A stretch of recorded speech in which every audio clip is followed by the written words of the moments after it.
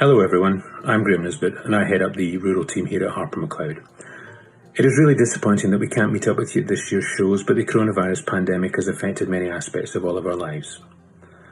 One of the areas that we were keen to seek your views on this year is diversification. We do appreciate that it's not for everyone, but with the challenges posed by lockdown and with Brexit and a new subsidy regime holding into view, it remains something to seriously consider. Diversification covers a range of activities and land uses. It includes simple activities such as experience days and online businesses, which have been particularly important during lockdown. It also covers more substantial projects such as renewable energy schemes, where we are seeing increasing interest in solar farms in addition to wind, hydro and biogas. Staycations remain popular, and that is only likely to increase along with interest in camping and indeed cabin sites. So too with craft breweries and small distilleries. And that's not forgetting the opportunities afforded for new forest plantation with the Scottish Government Forestry Grant Scheme.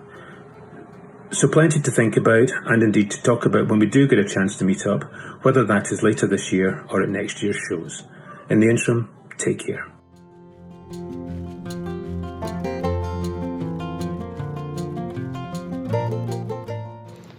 Hi everyone, I'd hoped to be seeing you at the Black Isle show.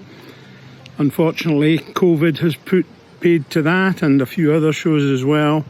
In fact, it's put paid to quite a few things over the last 3 months. It's good to see that we're coming out of it, however, and I'm pretty certain that it's going to get better in the months to come. There will be some changes, there's no doubt about it, that COVID-19 has been a threat to our society and to our communities. We've had other threats. We've taken care of threats from terrorists. We've taken care of threats from cyber criminals. And we're now facing one which is a natural threat and is likely to be with us for some time. It will mean that we'll need to change the way we do things. And that's already happening in the last 3 months with lockdown. Businesses have had to adapt, and they have done so well. We're going to be coming out of this in the next 2 or 3 months, but there's no way we're going to go back to what we used to do before COVID. It will be different, but there's no reason why it can't be better. I have every confidence that we as a species are very resilient, and we will be able to overcome anything that arises as a result of this. I'm confident of that, and we will meet again. So take care and see you soon.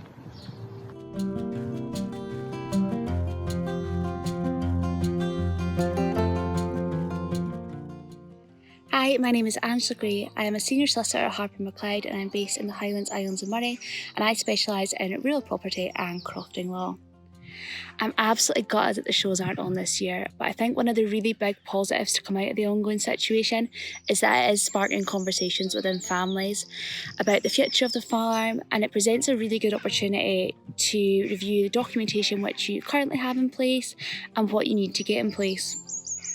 So whether it is reviewing your wills, powers of attorney, your partnership agreement or your title deeds, we have specialists in every single area of law at Harper MacLeod, and we all work closely alongside each other to ensure that this works for you and your family business going forward. So it may be a case of that you're just looking to do a simple review of your boundaries, or you may be looking for a complete overhaul of documentation. There is no project that's too big or small.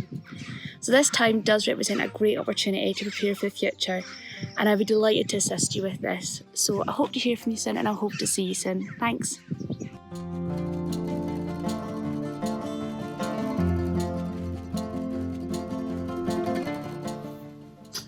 Hi everyone, Calum MacLeod here, partner in the rural team at Harper MacLeod. Really sorry we couldn't catch up this year at any of the summer shows. It's normally a fantastic opportunity to catch up with clients and contacts alike. No, it's been a difficult time, and many rural businesses aren't exempt from the current difficulties.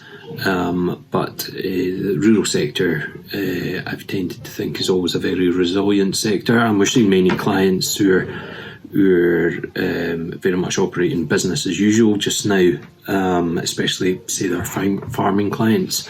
What I would say is, despite the difficulties that some are having, there's still opportunities there, and over the next few years we see plenty of opportunities within crofting. For example, there's opportunities to acquire new tenancies, whether you're a new entrant into crofting, and for those existing crofters, this is a good time to consider any succession plans, etc.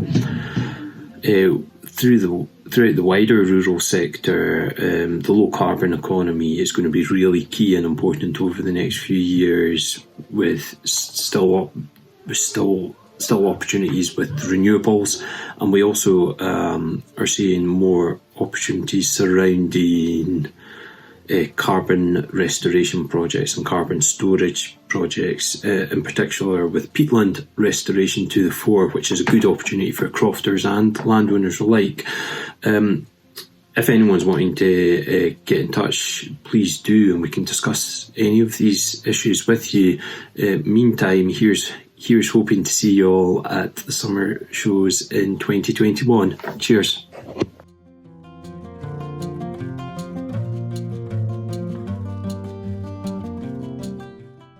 Good afternoon, everyone. My name is Tom Gray. I am one of the associates in the rural team at Harper MacLeod Solicitors.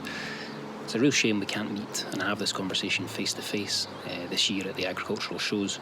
Hopefully next year will be different, but in the meantime, I thought I would share with you a couple of points on something that's an exciting aspect of the market, some opportunities despite the pandemic, and that is forestry planting. Now, the grant schemes put in place through Scottish Forestry are still in place. The funding is ring-fenced, and this funding is driven by the Scottish Minister's annual planting targets, which have been in place for a couple of years now. And that's as a result of environmentalism, I suppose, carbon sequestration mainly. Now, other benefits, not just environmentalism. If we put in shelter belts, for example, you can see a real increase in livestock health overall, reducing feed costs, and you're really protecting them for the worst of the elements, so they can be left in the fields longer, which has obvious positives. Now, other benefits include soil health generally, as well as flood prevention in some parts of Scotland. Other benefits include the tax efficiencies in owning forestry. These are both for income tax as well as inheritance tax, and we can go into more detail on that if you wish. Now, other benefits we've seen as the capital value in forestry. The market is performing extremely well in terms of forestry. We're seeing increased levels of activity as a result of us coming into phase 2 of the lockdown. Many of the agents are now putting on very attractive forestry onto the market, and we see a real uptick in demand for this type of investment. It's a very solid investment despite the ongoing pandemic. My details will be embedded into this email if you'd like to discuss any positives or indeed concerns you may have regarding either acquisition of forestry, disposal of forestry, and indeed the forestry planting schemes. I'd be more than happy to discuss them in further detail. I look forward to chatting further. Thank you.